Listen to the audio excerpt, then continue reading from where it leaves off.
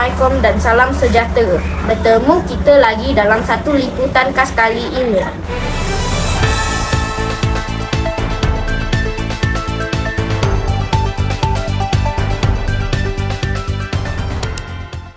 Mari kita sama-sama saksikan liputan berkenaan Majlis Anugerah Cemerlang dan sambutan Hari Keluarga PPKI Sekolah Kebangsaan Datuk Demang Husin.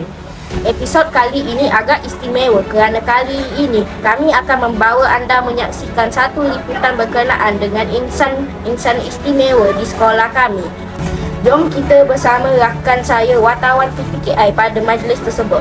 Mari kita saksikan.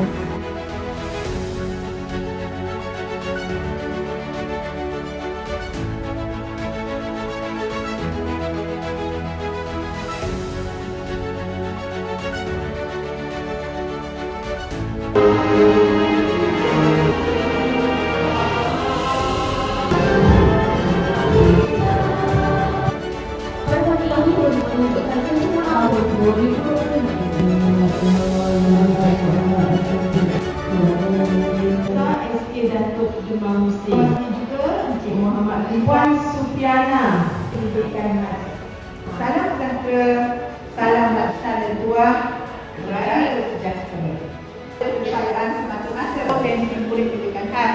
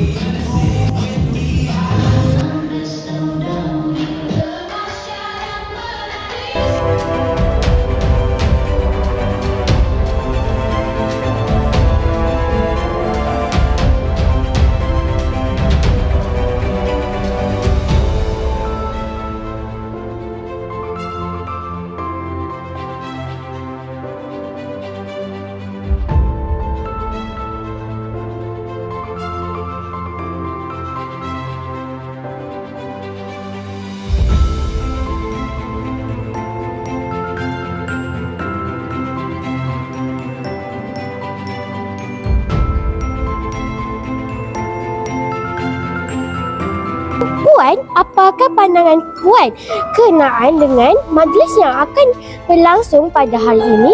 Pada pandangan saya, majlis hari ini sangat-sangat cemerlang dan saya yakin barisan guru di sini, barisan pentadbir di sini dan barisan ibu bapa di sini adalah orang-orang yang hebat, dan harapan saya pada masa akan datang majlis seperti ini perlu diadakan lagi dan lagi untuk kecemerlangan anak murid, membina yakin diri anak-anak murid pendidikan khas, insyaAllah.